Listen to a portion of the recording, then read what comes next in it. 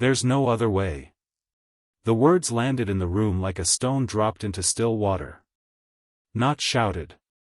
Not announced with any particular drama.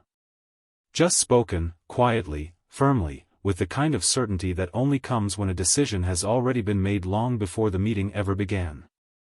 Andrew Friedman sat across from the men whose seasons were now over, and he did not flinch. He did not look away. He simply said what needed to be said. There's no other way. And just like that, the Dodgers' season changed shape. It had been building for weeks. Anyone paying close enough attention could feel it. The kind of tension that doesn't announce itself all at once, it arrives slowly, quietly, in small moments. A missed assignment here. A conversation that went too long behind closed doors there. A glance exchanged between coaches that carried more meaning than any post-game press conference ever could. The Dodgers were not struggling because they lacked talent. No one in baseball would dare say that. This was a roster built to win. Built to endure. Built for October. And yet something was off. Something in the machinery had begun to grind in a way that couldn't be ignored anymore.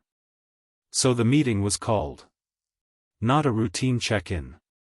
Not a film session. A meeting, the kind where people walk in with their careers intact and walk out having been told exactly where they stand. Kyle Tucker was in that room. James Paxton was in that room. And when it was over, neither of them was walking back onto that field wearing a Dodgers uniform for the rest of this season. The organization had given this time. More time, perhaps, than some inside the building believed it deserved. But that is the nature of a contending team carrying large contracts and larger expectations. You do not make these decisions lightly. You do not wake up one morning, drink your coffee, and decide to remove players of this caliber from your roster picture without exhausting every alternative first. And they had exhausted them. The conversations had happened. The adjustments had been attempted. The data had been reviewed, re-reviewed, and reviewed again. At some point, the numbers stop being numbers and start being a verdict. The verdict was delivered in that room. Kyle Tucker's numbers this season had not been what the Dodgers needed them to be. Not even close to what they had imagined when they first brought him into this organization. The power that had made him one of the most feared hitters in the American League for years seemed to have followed him only in reputation, not in production. The swing was there. The approach was recognizable. But the results told a different story. And in baseball, the results are the only story that matters. What no one expected was what happened after Friedman delivered the news. Tucker didn't walk out. He didn't accept it quietly and begin planning his exit. He leaned forward. He looked the front office directly in the eyes. And he said something that no one in that room had fully prepared themselves to hear. Take my salary down if necessary. The air shifted. This was not the response of a man who had already checked out. This was not the reaction of someone who had mentally moved on, who was already thinking about where he might land next, which team might absorb his contract and give him another chance. This was a man fighting. This was a man who still believed, genuinely, completely believed, that he belonged in a Dodgers uniform. He wasn't bargaining. He wasn't panicking. He was pleading. And there is a difference. Bargaining comes from calculation. Pleading comes from somewhere deeper. From a place where pride takes a back seat to purpose. From a place where a player looks at everything he has built, everything he has earned, every dollar he has been promised, and says, none of that matters as much as staying. Take my salary down if necessary. The room stayed quiet for a long moment after that. Andrew Friedman has been in this business long enough to know that moments like these are the hardest ones. Not the trades. Not the free agent negotiations. Not the press conferences where you announce the moves that everyone expected anyway. The hardest moments are the ones where the human element collides with the organizational reality. Where you sit across from a man who wants something desperately and you have to tell him that wanting it is not enough. He had heard Tucker. He had understood exactly what that offer meant, what it cost Tucker to make it. And it didn't change the decision. Because the decision was never only about money. The Dodgers are not a franchise that reorganizes its season around sentiment. They are a franchise built on clarity. On the ability to look at a situation without blinking and ask the only question that ultimately matters: does this give us the best chance to win? And when the answer is no, when it is unmistakably, undeniably no, the next step becomes inevitable. There's no other way. By the time the news reached the outside world, the reactions came fast. Some people were shocked. Some had seen it coming. Some immediately began debating what this meant for the rest of the roster, for the playoff picture, for the long series of decisions that would now cascade from this one. But inside the organization, the mood was something more complicated than shock or relief. There was a weight to it. The kind of weight that settles into a clubhouse when it becomes clear that the season, the actual, living, breathing season, has just shifted into a new chapter. Players who had grown accustomed to seeing Tucker and Scott in that lineup every day now had to recalibrate. Not just their expectations. Their routines. Their understanding of what this team was going to look like when October arrived.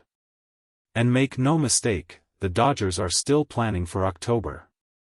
This was not a white flag. This was not a franchise conceding defeat or resigning itself to a summer of meaningless baseball.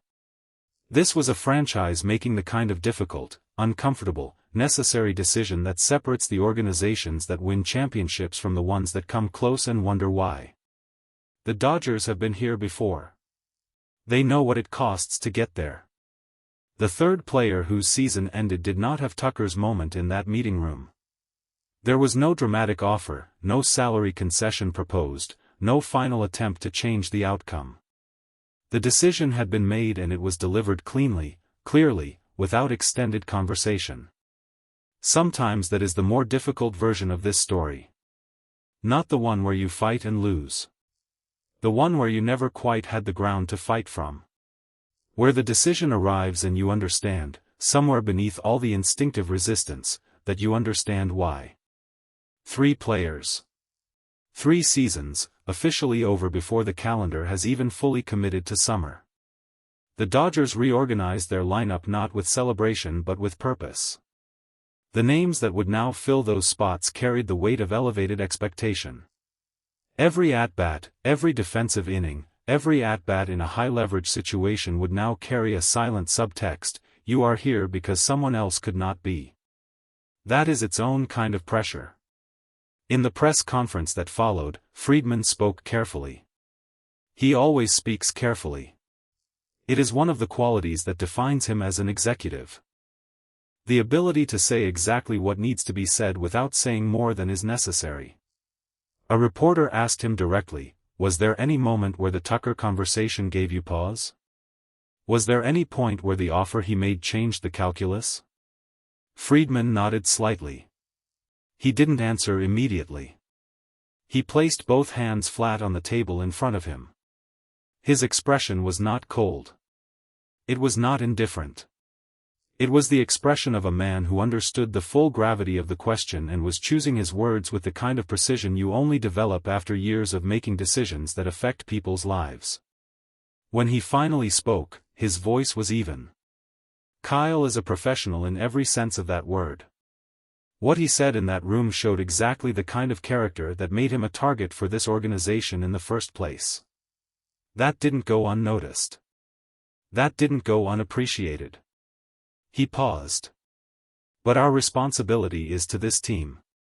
To what gives us the best chance to compete. And after everything, all the conversations, all the time, all the attempts, we arrived at a conclusion that didn't change regardless of what was offered. The room was quiet. He leaned forward slightly.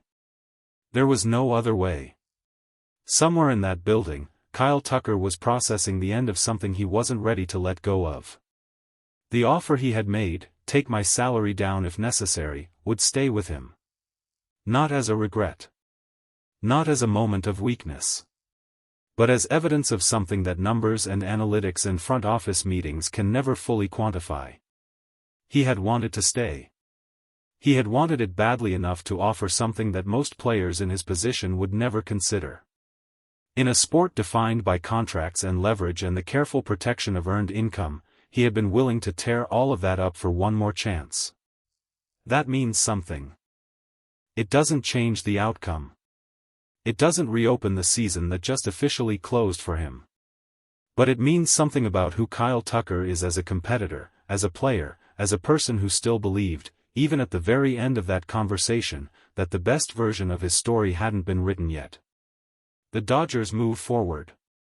They always move forward. The lineup will look different tomorrow.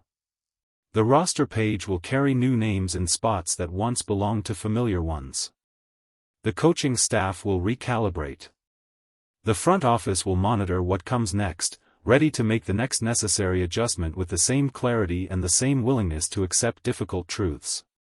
That is the price of competing at the highest level.